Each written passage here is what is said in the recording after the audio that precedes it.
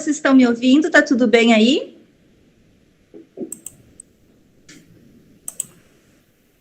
Tudo bem, Rodrigo? Tudo certo. Tudo certo. Pessoal, hoje nós vamos, assim, meio de improviso agora, então, tratar do compliance no dia a dia. Gil, se não fala palavra difícil de novo para nós, não vou falar palavras difíceis de novo para vocês. O que acontece? Na rotina do escritório, pessoal, a gente atende as empresas há muito tempo e também nas demandas judiciais. Disso se extrai uma situação de percepção acerca dos maiores e mais frequentes problemas que podem ser evitados a partir de medidas preventivas. O compliance, na verdade, faz essa integração, esse cumprimento de normas e gestão de riscos que a gente, elaborando estrategicamente, consegue no nosso dia a dia evitar passivo. Como eu tive aqui, ao entrar em contato com esse material que eu elaborei para vocês, inúmeras situações do dia a dia que vêm para o escritório e que vão ao judiciário, onde a gente tem contato através dos julgamentos e dos estudos, através de doutrina, de jurisprudência. O que eu fiz? Eu fiz uma compilação de perguntas e respostas mais frequentes. Eu não quero deixar vocês inquietos em relação a essas perguntas e respostas mais frequentes, porque o objetivo é justamente mudar um pouquinho essa situação de a gente ser reativo. O que a gente precisa ser no nosso dia a dia empresarial e enquanto jurídico é ser proativo, é colocar a nossa situação, a nossa estratégia antes de acontecer o problema. Eu estava verificando esses dias até quanto o empresário pode controlar e não se dá por conta. Situações pequenas, que seria apenas fazer uma pergunta, porque a parte jurídica, obviamente, a empresa não tem, né? Algumas têm o seu departamento jurídico, mas é complicado manter toda uma estrutura nesse sentido. Mas o que acontece? A partir dessas indagações sanadas, vocês conseguem reduzir um passivo na ordem assim, trabalhista de no mínimo 5 mil, vamos botar dinheiro nesse negócio, de no mínimo 5 mil por pergunta. Vejam bem a importância do nosso e-book agora. Por pergunta que não foi feita, por situações que não foram perguntadas, apreciadas a tempo. Essa situação nos coloca até na obrigação, enquanto jurídico, de alertar, porque pouquíssimas coisas na vida a gente não controla. A gente não controla a meteorologia, então hoje deu uma chuvarada na hora que eu estava saindo, porque vocês também devem ter pego, né, uma chuvarada, enfim, isso a gente não controla. Agora, quando a gente tem conhecimento e estratégia acerca do dia a dia empresarial, do que pode não dar certo, com muito menos energia, com muito menos dinheiro, com muito menos pessoal, a gente consegue dar resultados melhores e a equipe também fica mais satisfeita, a equipe de trabalho. Então, esse é o objetivo, não é palavra difícil, é o compliance no dia a dia. Pequenas medidas, pequenas dúvidas, pequenas dicas sanadas. Isso não acontece exatamente assim na minha empresa, não acontece exatamente assim na sua empresa, mas pensa amplo. Situações parecidas que dependam daquilo podem ser evitadas a partir da análise das perguntas e de respostas que nós vamos fazer hoje, tá? Então, é nesse sentido assim. E, digamos, indo mais longe, dentro da tua empresa, dentro da minha empresa, né, nós sempre temos coisas a melhorar e sempre tem coisa que a gente situações que a gente não sabe que está acontecendo. Essas situações que a gente não sabe que está acontecendo, a gente pode também se prevenir olhando para fora, de onde vêm as maiores experiências acerca do assunto. Então, vamos abrir a nossa cabeça. No início da palestra, eu coloquei algumas situações mais leves, mais simples, depois a gente foi aumentando um pouquinho a complexidade, mas tudo muito simples, tá bom? Podemos passar, então, Rodrigo. Primeira pergunta, pessoal. Posso exigir experiência prévia e qualificação para a contratação do candidato? Eu quero que vocês pensem um pouquinho naquela relação pré-contratual, na fase de recrutamento. Nós temos inúmeras dicas que podem evitar passivo. Vocês sabiam que um candidato a emprego não contratado, ele pode entrar no prazo de 5 anos com alguma ação, aí não reclamatória trabalhista, mas uma ação contra a empresa por algum descumprimento pré-contratual? Desde a fase, então, de recrutamento e seleção, depois, nós temos ali, em relação a essa pergunta, qualificação prévia, eu posso solicitar? Vamos ver ali. Pode passar, Rodrigo. Ali nós temos um artigo específico da CLT, que coloca para vocês... Só um minutinho, tu conseguiu? Baixa para mim, por favor. Nós temos ali um artigo específico da CLT que trata dessa matéria e que diz que a experiência prévia, a solicitação de experiência prévia não pode ultrapassar de 6 meses. Então, você não pode solicitar do candidato uma experiência superior a 6 meses de forma nenhuma. Certo? A não ser para, eu coloquei ali no nosso e-book que vocês vão receber, cargos de gerência e de liderança, porque daí para aquela função é necessário maior experiência. Certo? Vamos para a próxima pergunta. Posso fixar marcos de idade para a contratação do candidato? Muitos... anúncios de contratação, a gente percebe que fazem marco de idade entre 20 e 40, 20 e 50, enfim, desde essa fase pré-contratual, nós temos que observar a situação de não fixar a idade do candidato, uma vez que isso, no Estatuto do Idoso, é considerado crime. E aí fica bem complicado, pessoal, depois responder a uma ação por discriminação, sendo que a pessoa nem foi selecionada, né? Mas, enfim, por ela ser barrada de forma discriminatória antes ainda de uma futura seleção. Então, posso fixar? Vamos para a resposta, nós temos ali no nosso e-book. O Estatuto do Idoso tipifica essa conduta como crime. Cuidem as agências, então, que vocês estão contratando de fazer, né? Às vezes as empresas terceirizam até a parte de seleção. Então, tem que ter muito cuidado nessa situação. Possibilidade de restrição da idade em função de potencial perigo de lesão à saúde do trabalhador.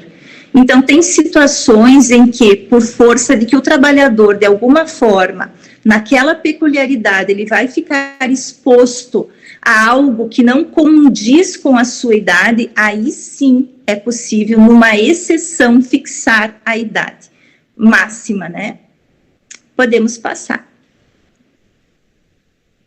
É possível investigar a vida financeira do candidato para fins de contratação? Pessoal, nós temos em relação à vida financeira do candidato inúmeras situações judiciais confrontando essa... só um pouquinho que eu estou pegando o material aqui.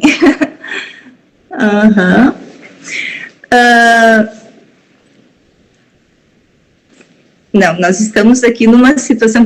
pensa numa gambiarra. Se vocês vissem a nossa situação aqui, tá trágico o negócio.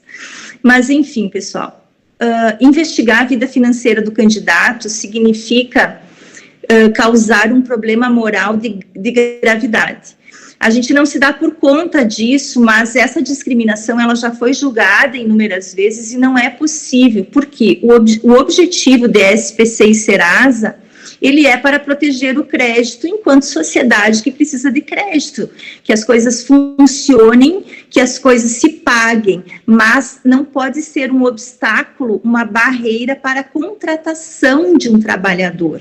Então, nem pela lei, pelos julgamentos e pela própria legislação trabalhista, e nem pela Lei Geral de Proteção de Dados é possível fazer essa discriminação e investigar para fins de restringir, né, a vida financeira do candidato, certo? É isso que nós vamos ver na resposta a essa pergunta daí, Rodrigo, no próprio item ali, ó. Não, considera-se prática discriminatória, viola a esfera íntima do candidato. O TST já julgou que o SPC e o Serasa objetiva a proteção do crédito e lesa também a Lei Geral de Proteção de Dados. Por quê?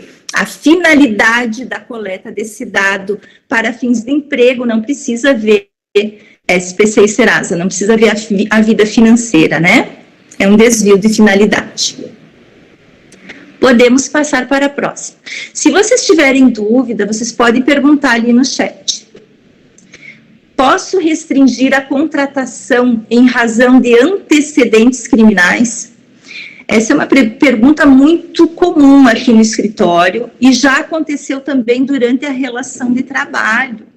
E a empresa perceber, enfim, ter contato de alguma forma com os antecedentes criminais e ele tinha uma história criminal, sim, o trabalhador. Mas restringir a contratação, exigir a certidão de antecedentes criminais, vocês acreditam que seja possível? Aí nós vamos ver ali no nosso e-book. Rodrigo, pode passar.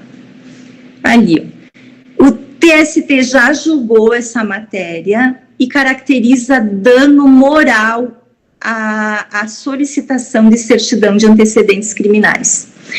Somente em relação a funções muito específicas, por exemplo, cuidadores de idosos, cuidadores de crianças, cuidadores de deficientes físicos, algumas situações de gerência, né, gerência em banco principalmente, enfim, situações que precisam de fidúcia, a natureza da profissão, ela exige que se saiba né, qual é a vida pregressa da pessoa. Então, são essas situações que se exige, que se pode exigir, são excepcionais aos antecedentes criminais. Aqui, por favor. Próxima pergunta. Posso exigir foto no currículo? Aí vocês já sabem também que não, né, pessoal? A foto no currículo, o que ela vai ocasionar? Ela pode causar ali a discriminação, aquela que a sociedade mais proíbe, que é a discriminação em relação a sexo, a discriminação em relação ao próprio padrão estético, a discriminação em relação à raça, né, a idade, tudo pela foto. Então, essa situação de exigir foto em currículo, ela é vedada às empresas. Mas, existem exceções? Existem exceções. O que vai acontecer? Se eu tenho uma função que exija para o seu desempenho um padrão estético, eu preciso contratar uma atriz para fazer o papel de Xuxa, né? Eu preciso contratar um ator para fazer o papel do ator tal. O que acontece? Eu preciso daquele padrão estético. Então, nesse sentido, só nesse sentido é que a pessoa ou a empresa, enfim, vai fazer a exigência de foto no currículo. E ainda assim tem que ser comunicado o objetivo daquilo, porque senão ação por discriminação. Vamos ver a nossa próxima pergunta. posso exigir informação do estado civil do candidato? Essa situação de exigência do estado civil também veio em relação a não poder, por força de não discriminar a mulher, né? Em relação à mulher, o que acontece? Foi colocado ali o artigo 373A da CLT, incluído por uma lei justamente que visa proteger a mulher e igualá-la no mercado de trabalho, protegendo em relação a inúmeras discriminações. E essas situações, essas perguntas acerca da vida familiar, elas devem ser evitadas, para não gerar também indenização.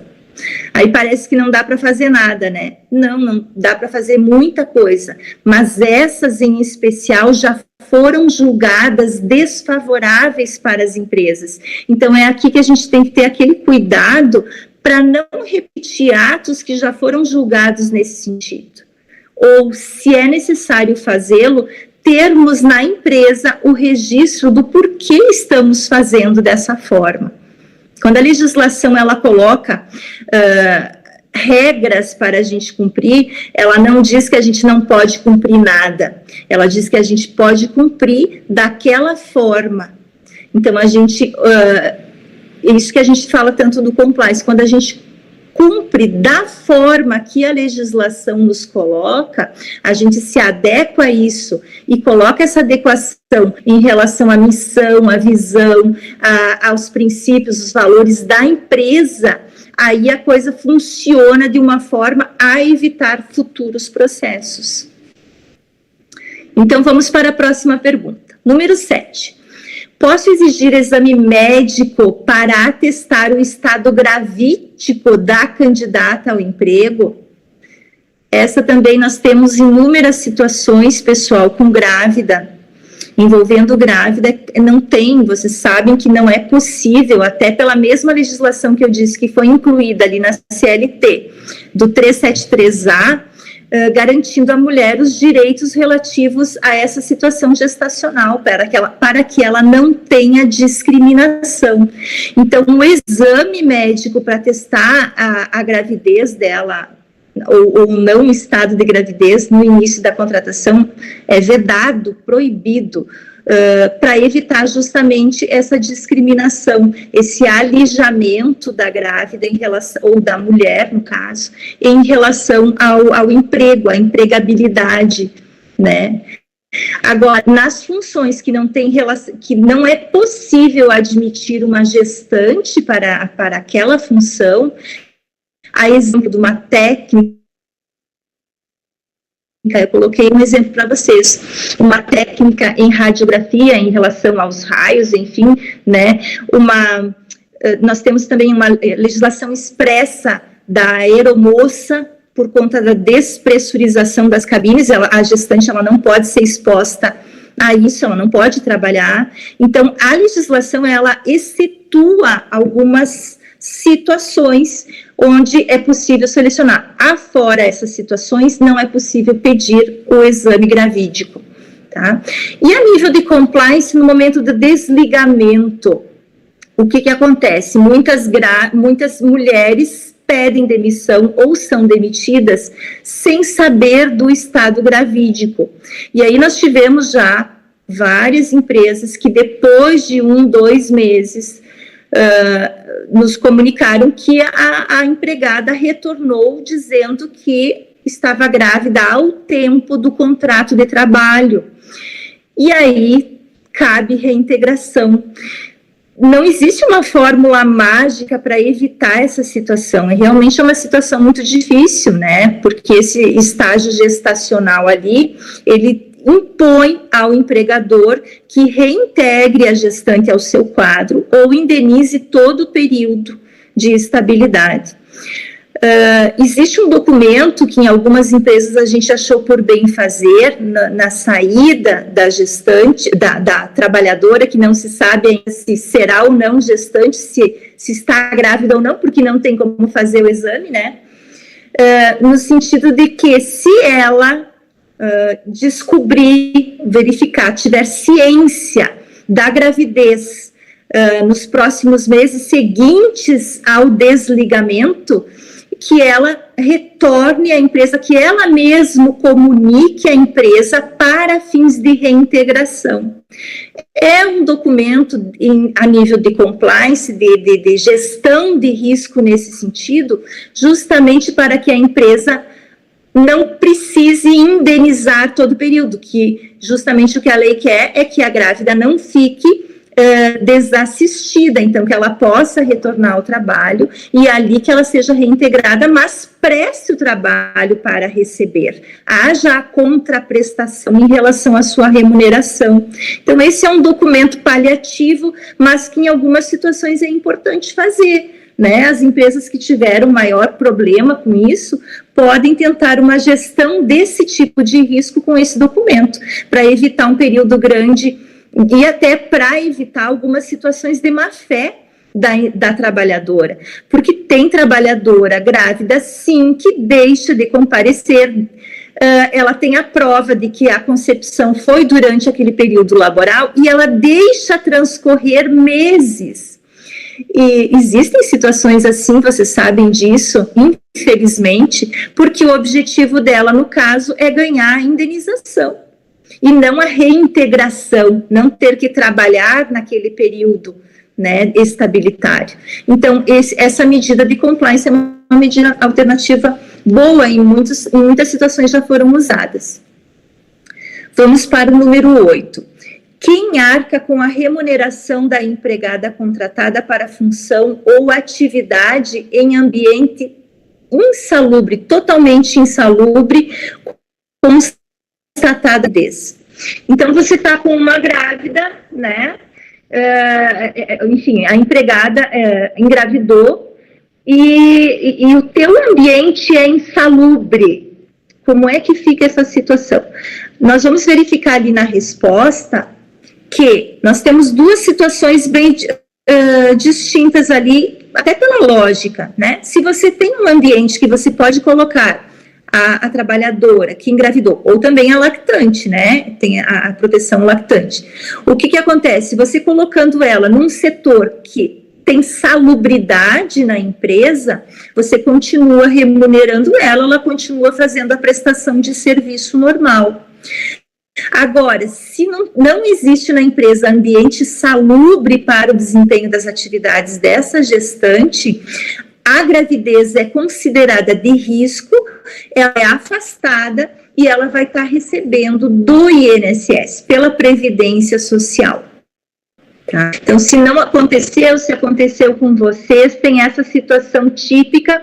Fato é que, embora a reforma trabalhista tivesse trazido aquela disposição de que a grávida pudesse apresentar um atestado médico e pudesse trabalhar por liberação do seu médico, conforme o grau de risco, isso foi julgado pelo STF, através da ADI, deixa eu ver ali, 5938, e é inconstitucional, ou seja, a gestante e a lactante não pode trabalhar em ambiente insalubre, independente do grau de insalubridade.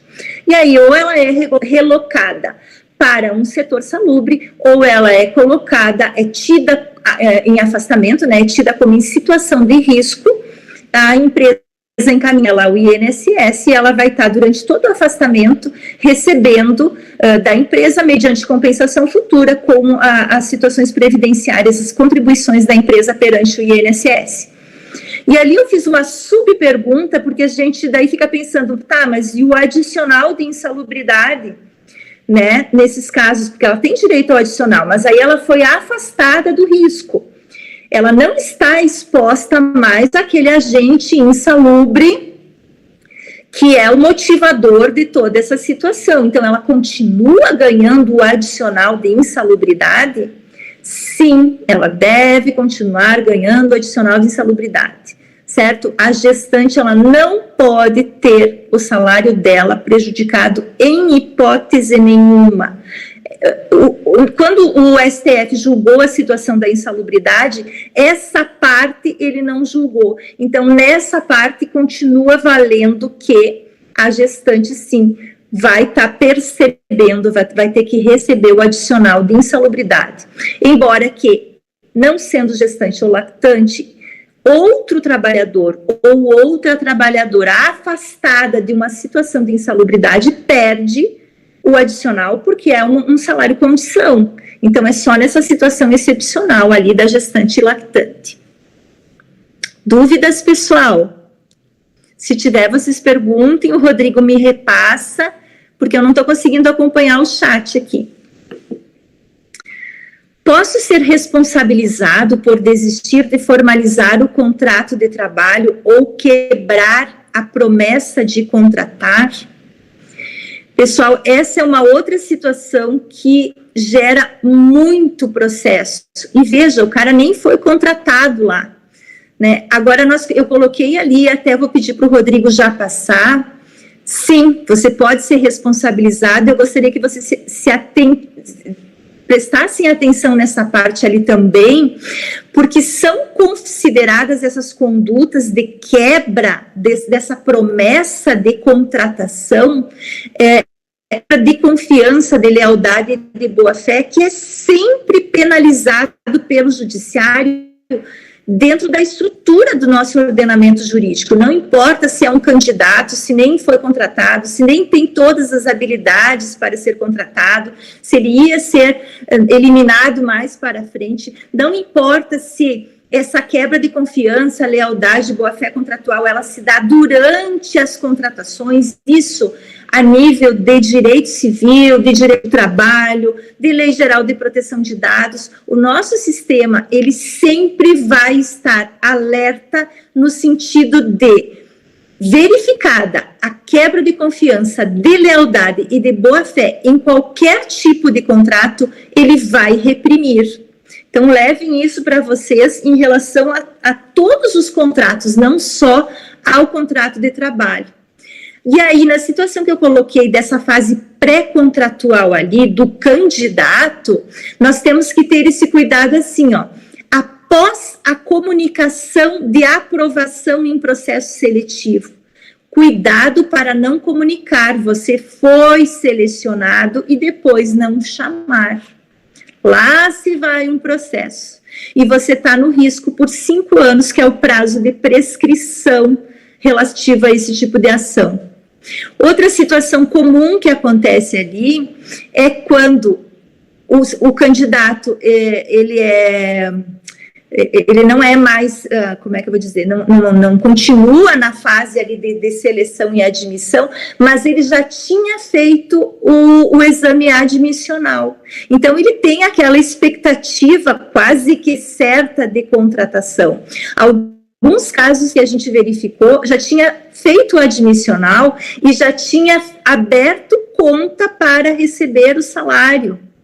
E aí, nesse passo, o candidato a emprego, que ainda é candidato, não ser contratado, pode gerar, sim, um processo na justiça, tá? Então, vamos cuidar dessa fase também.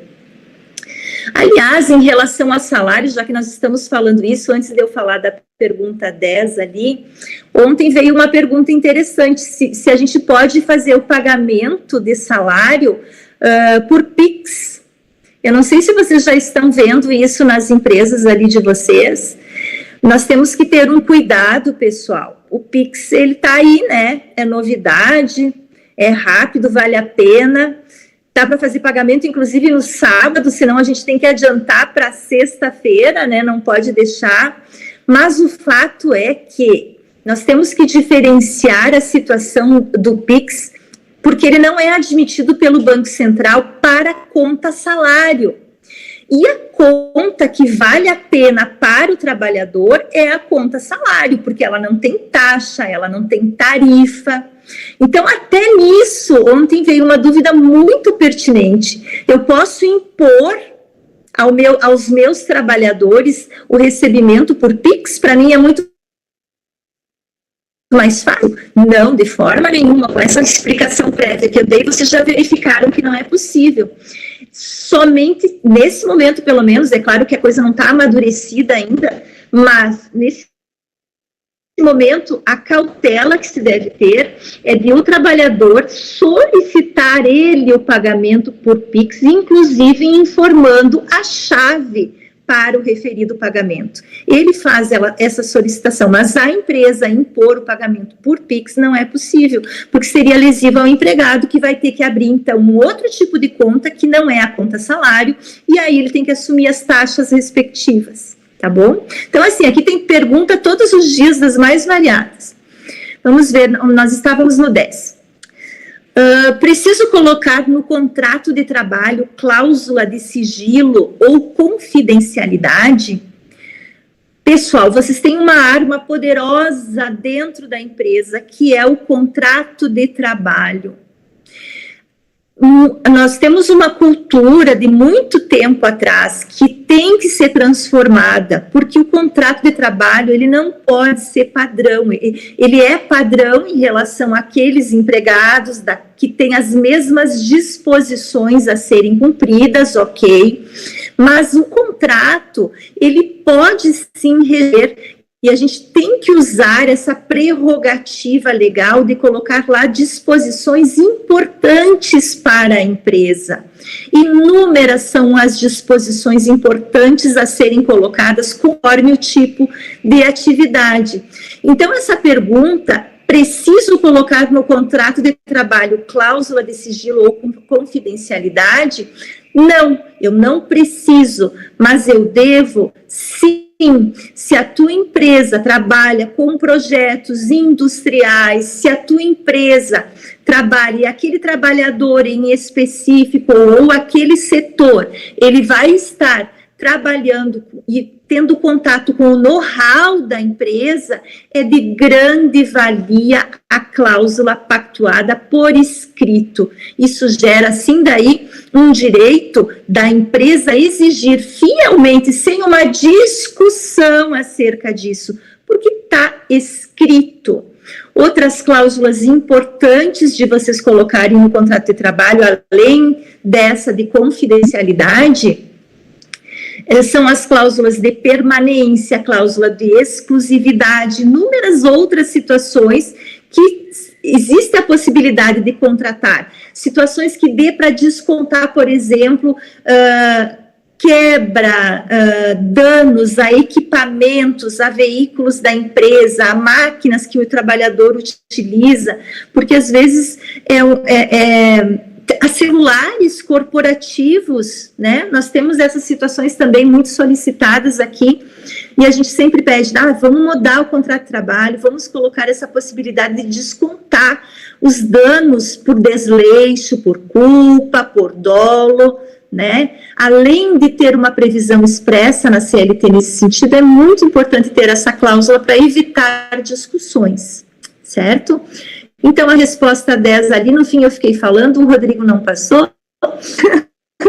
Nós estamos aqui quase sincronizados. Mas olha ali, é bem legal, ó, a ética, boa-fé, confiabilidade. Então, isso não precisaria nem estar escrito, mas tem que estar escrito sim.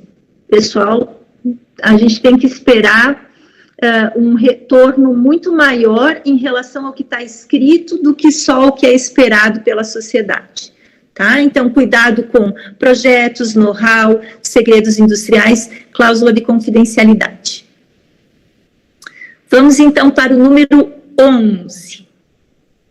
O que caracteriza o contrato de representação comercial? É obrigatório o registro nos conselhos? Vamos já passar para a resposta do 11 ali. A caracterização base de um contrato de representação comercial é a autonomia. E até eu acho que eu botei já numa próxima pergunta, que depois a gente vai ver. Por que coloquei essa situação da autonomia? Porque aqui no escritório chovem situações em que existe uma confusão, né? A gente atende situações que existe uma confusão entre a representação comercial, a forma da lei, como ela deve ser, mediante contrato, e o empregado, pessoa física. O que acontece aí? Depois nós vamos ver no próximo slide, existe um risco muito grande de a empresa, embora ter contratado um representante comercial, posteriormente vir a responder na Justiça do Trabalho por força de que, na prática, aconteceu um vínculo trabalhista.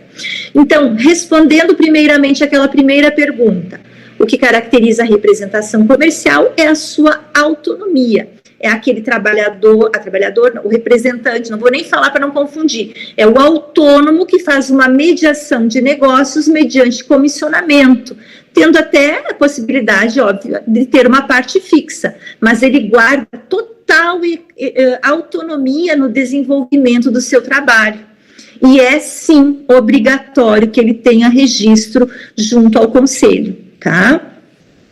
Passando para a próxima pergunta ali, ó, que o Rodrigo já tinha passado, justamente que nós estávamos falando, qual a diferença, então, do contrato de representação com a relação empregatícia? E ali na resposta eu tentei compilar para vocês, colocar algumas situações que acontecem aqui no nosso dia a dia, e são muito comuns no judiciário quando se debate justamente isso. Esse representante, ele passou a ser, no transcorrer da representação comercial, ele passou a ser um empregado da empresa, né? Em que situações ele passa a ser um empregado declaradamente na Justiça do Trabalho quando ele postula um vínculo? Eu coloquei ali um resuminho para vocês. Quando o representado, a empresa, por exemplo, exige cumprimento de horário. E não são poucas as empresas que fazem a exigência de cumprimento de horário pelo representante comercial, por não saberem que isso pode caracterizar um vínculo. Porque querem que o seu produto seja vendido, né? Mas tem que ter esse cuidado, porque o representante, ele tem que ser autônomo, tu não pode exercer subordinação jurídica em face do representado. Outra situação que coloca a empresa em risco em relação à representação: controle da rotina das atividades desenvolvidas. Então, quando controla via solicitação de relatórios constantes, pelo WhatsApp que se usa tanto, quando se define horário de saída e de retorno, tudo isso faz com que haja, de fato, uma formação de vínculo entre as partes. E isso abre um caminho para o representante depois solicitar o vínculo na Justiça do Trabalho. Outro exemplo, exigência de descrição dos roteiros e das tarefas desempenhadas. Isso vai além da fiscalização. Vocês conseguem verificar essa diferença? Sanções disciplinares também. Parece assim distante da nossa realidade, mas nós já tivemos sim empresas que disseram: não, mas o representante não está atingindo as metas, não está colocando todo o produto, eu tenho como dar uma advertência? Veja, isso não é nem por maldade, é simplesmente porque a empresa não domina que uma é uma relação civil e outra é uma relação empregatícia. Quando eu tenho uma relação civil e eu não estou contente com esse relacionamento civil por descumprimento, porque não tá gerando resultado, qual é o ato que eu tenho que ter? Não é um ato disciplinar, é o ato de rescisão contratual, é o ato de rescisão com exigência de multa, né? Mas nunca uma sanção disciplinar. Então, nós temos que ter esse cuidado. Eu coloquei com muito carinho essa situação da representação comercial para vocês, porque é muito problema que dá, muito problema. E os contratos de representação também, não está escrito ali, mas obviamente que tem que ser muito bem elaborados para seguir a legislação da representação comercial. Tem uma lei específica da representação que tem que ser seguida, tá? Podemos passar, então.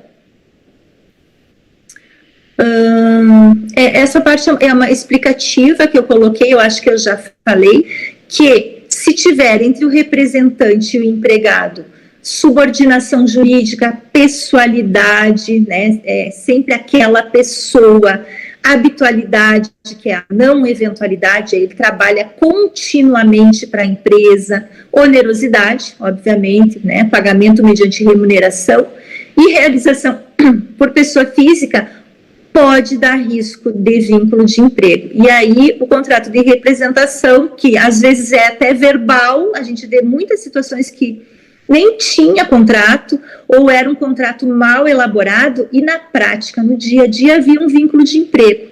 Isso aí traz um passivo gigantesco para a empresa. Vamos adiante, então. Esse está super na moda, pessoal. Quais os principais riscos psicossociais relacionados ao ambiente de trabalho que devem estar na pauta da gestão? O que a gente tem que verificar atualmente, quanto mais em relação a uma pandemia, vivenciando todo esse estresse que os empresários e os trabalhadores estão vivenciando? Quais os cuidados, e a gente, enquanto empresa, tem que ter os cuidados e tem a obrigação de gerenciar essa parte, né? De manter a segurança, de manter a saúde, de manter a higiene. Esses são preceitos constitucionais. Então, o que tem que estar na nossa pauta hoje em dia relativamente a essa situação? Cargas excessivas de trabalho, coloquei ali para vocês no e-book. Exigências contraditórias. Aí presta atenção no teu gestor também, entende? Nós temos situações de empresas e empresários que apreciam, como todos nós, os resultados, apreciam o cumprimento das metas, apreciam que aquele gerente, que aquele gestor de setor, ele é aquele que deslancha, que alavanca, mas a gente tem que ter o cuidado de treinar, de trabalhar a parte comportamental, a parte também de inteligência emocional dos nossos gestores, dos nossos gerentes, para que eles saibam tratar com os empregados. Porque o que acontece? Quando um gestor, e aí o chefe não sabe, o proprietário, a PJ, a pessoa jurídica não sabe o que está acontecendo de fato nos seus mais variados setores, só vê resultados positivos. Mas quando sai do campo de visão da empresa, que esses resultados positivos, eles estão num custo muito grande da saúde mental do empregado, isso aí não é lucro, não. Isso aí é passivo colocado embaixo do tapete. Porque lá na frente vai vir uma ação, ou pode vir uma ação trabalhista, exigindo reparação desses aspectos psicológicos que se somatizam no empregado e que geram problema para a empresa. Então, aquela aparência de lucro naquele período, se você não tiver um controle até dessa gestão, depois contar os dias para um passivo bem mais rigoroso. Coloquei alguns exemplos ali, ó. Falta de participação na tomada de decisões que afetam o trabalhador, né? O cara está sempre perdido.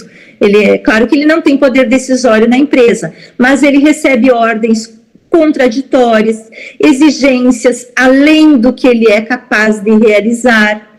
Outra, má gestão nas mudanças organizacionais, e aí causa confusão entre os trabalhadores, ou ele não sabe exatamente a quem se reportar, ele fica inseguro. Comunicação ineficaz, assédio psicológico ou sexual, e isso é outra coisa que a gente não pode mais fechar os olhos dentro da empresa.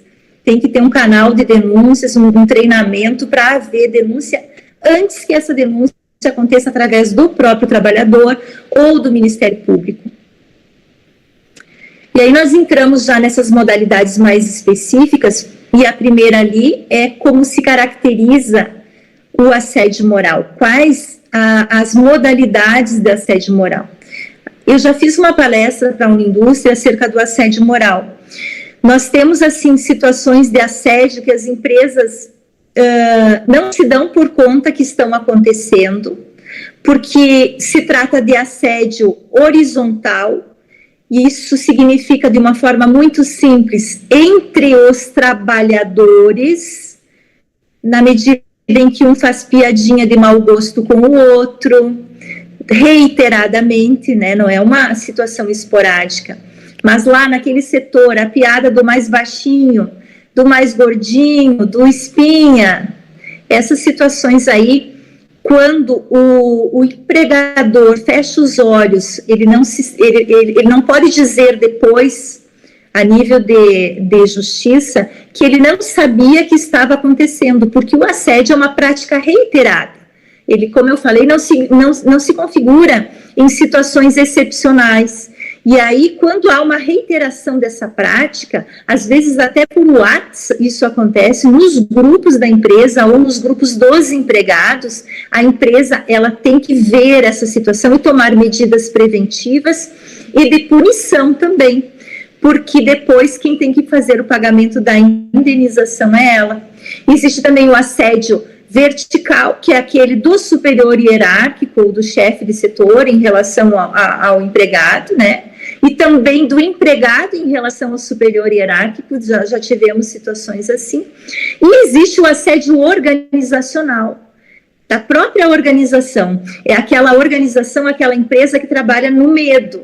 Então, ela impinge um abalo reiterado psicológico no empregado para bater meta.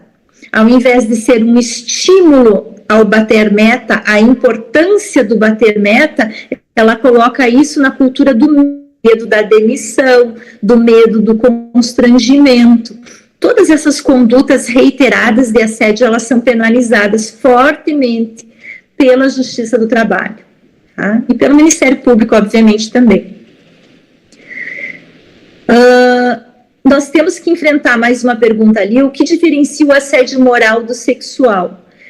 Também é algo que as empresas não gostam de falar acerca do assédio sexual, mas o assédio sexual a gente verifica que existe, sim, e o assédio sexual, o que diferencia ele do assédio moral, é porque o assédio sexual ele tem a conotação libidinosa. Então, o assediador sexual, ele usa da sua condição de superior hierárquico para ter favores sexuais. Isso não acontece nas empresas. Isso acontece nas empresas.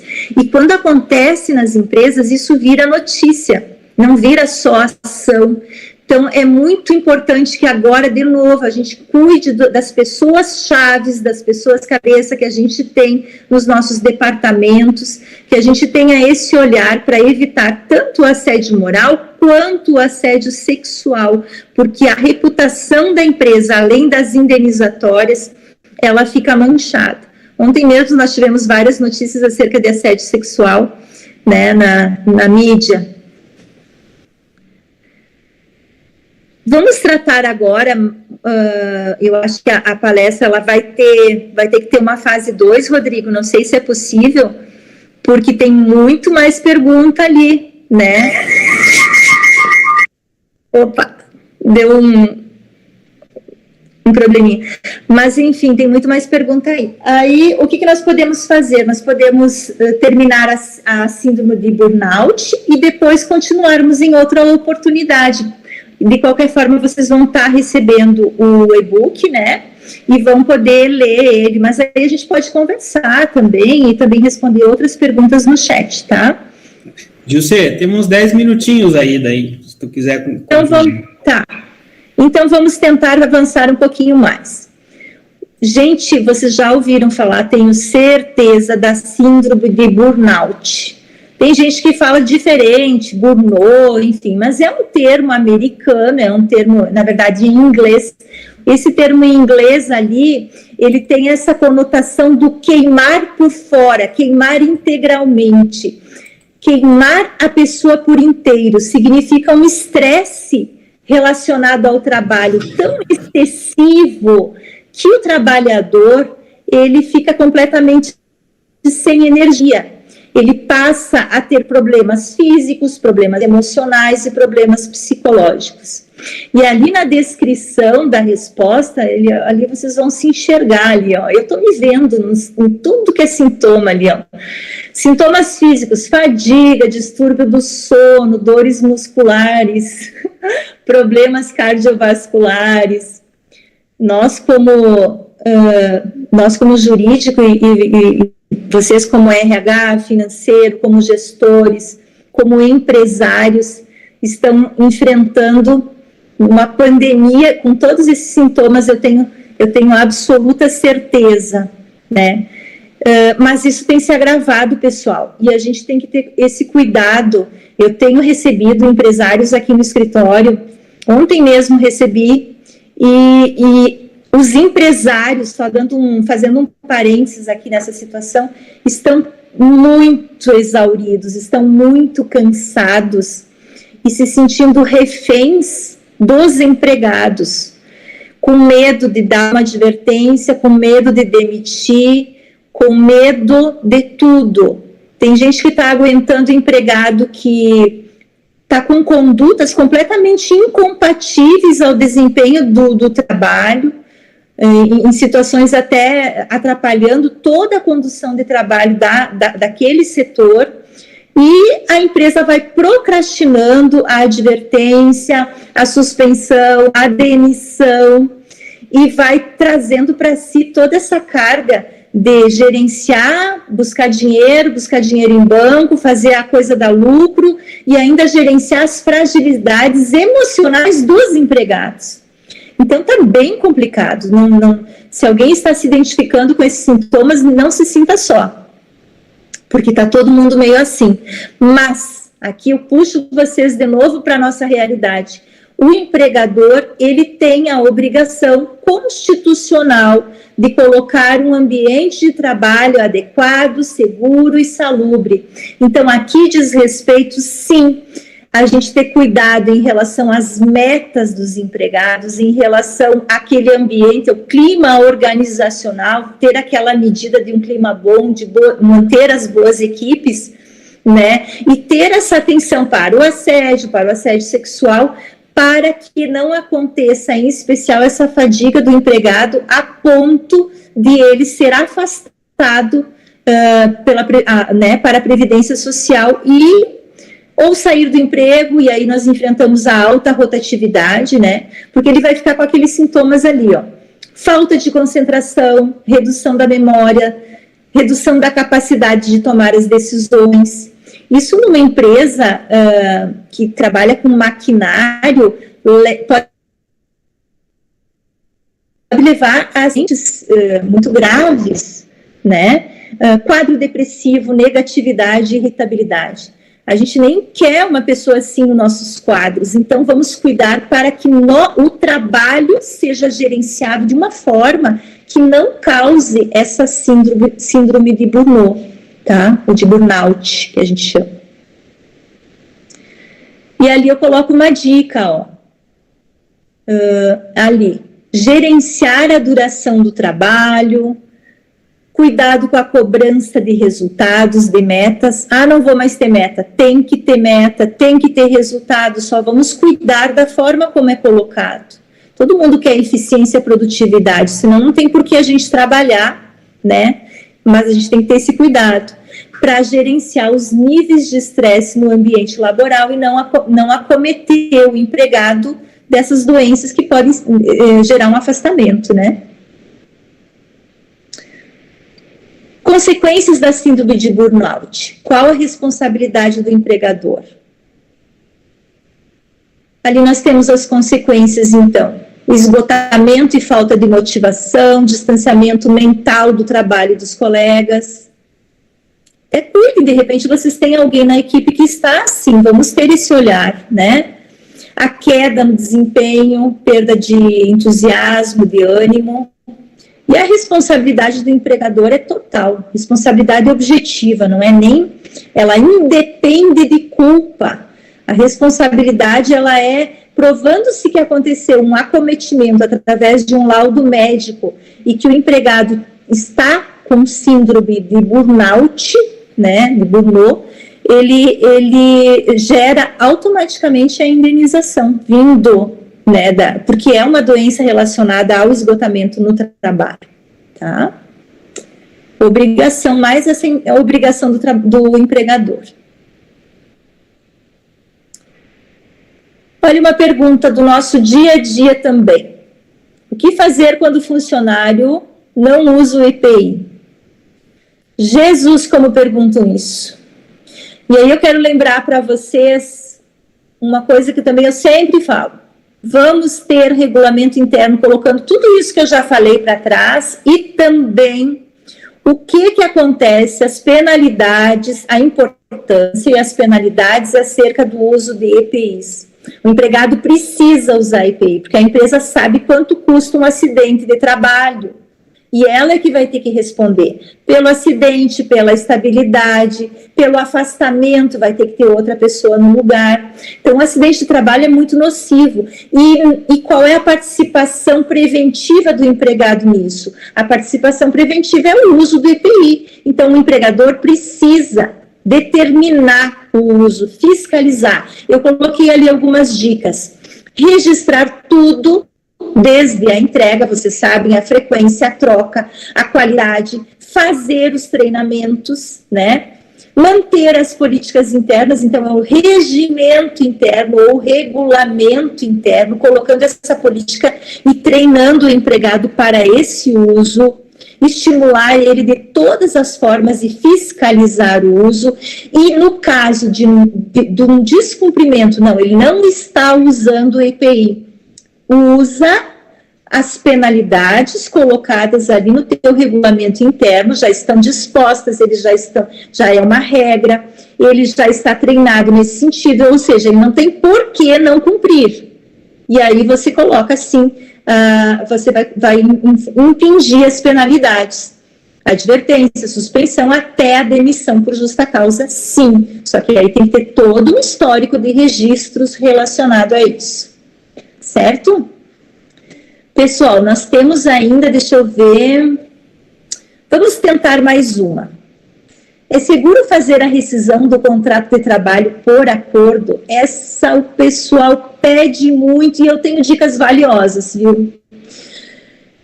A reforma trabalhista, ela trouxe uma nova modalidade de rescisão do contrato de trabalho. Vocês sabem que é demissão por justa causa, natural não, é uma das modalidades, a rescisão imotivada, a por força maior. Essa rescisão por acordo trazida pela reforma, ela é muito boa desde que a empresa tenha cuidado, porque nós já enfrentamos judicialmente pedidos de empregados de reverter essa demissão por acordo, porque ele não tinha ciência exata do que tinha acontecido, porque ele não recebeu o seguro-desemprego, e é claro, ele não recebe o seguro-desemprego, porque ele teria sido coagido, em outra situação, teria sido coagido a fazer uma rescisão por acordo. Então, como se prevenir acerca disso? É uma boa medida? Sim, é uma boa medida. A empresa faz economia quando ela faz uma rescisão por acordo. Além de que é uma rescisão que, bem realizada, ela impede uma futura ação trabalhista, porque foi por acordo. Então, tu gerenciou toda essa situação e tu fez um acordo relacionado a essa rescisão. Agora, é bem importante para que depois o empregado não diga na justiça que foi coagido nesse sentido, e é claro que não foi. O que acontece? É importante que ele peça por escrito, próprio punho, que ele quer fazer, ou que ele diga por escrito que ele quer a rescisão por acordo. Porque o que acontece? Ele chega na empresa e ele diz assim, o tio da minha prima, da minha avó, que é trabalhador da empresa tal, fez uma demissão, uma rescisão por acordo. Eu também quero, porque eu quero sair da empresa, mas eu não quero pedir demissão, eu não quero perder os meus direitos. Então, eu quero ser igual a ele, eu quero fazer. E a empresa, ótimo, né, vamos fazer, porque eu também não queria mais esse empregado de alguma forma. O que acontece? Na pressa não se fazem os registros adequados. Então, se o trabalhador, ele vem com essa situação, não, eu quero sair da empresa, mas eu quero fazer uma rescisão por acordo, pega de próprio punho, pede para ele colocar isso de próprio punho, que ele quer, e antes esclareça, eu coloquei ali no e-book para você. Você vai receber as verbas das rescisórias integrais, mas você sabe, você tem que saber que você vai estar recebendo o aviso prévio por metade, a multa do FGTS por metade, então vai ser 20% só, e e ali vem a economia da empresa, né? E você não vai receber o seguro-desemprego.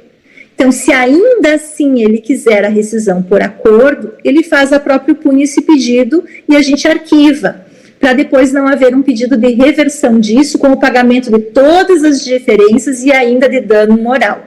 Tá? Então, cuidem, porque nós já enfrentamos ações assim também, e não é fácil quando a empresa não tem registros. Última questão, vamos terminar na 20. O trabalhador pode se recusar a tomar a vacina da Covid-19? Não pode, pessoal. Não pode se recusar, porque é uma determinação à saúde coletiva, é uma preservação da saúde coletiva. O próprio Ministério Público do Trabalho já colocou orientações nesse sentido e pode gerar uma justa causa, porque ao se negar a tomar a vacina, ele pode estar sendo um fator de risco a contaminar todo um setor da empresa, né? Então, não, ele não pode dar uma justa causa, certo? Mas é claro, tudo tem que ser muito conversado sempre, a gente tem que sempre cuidar, né?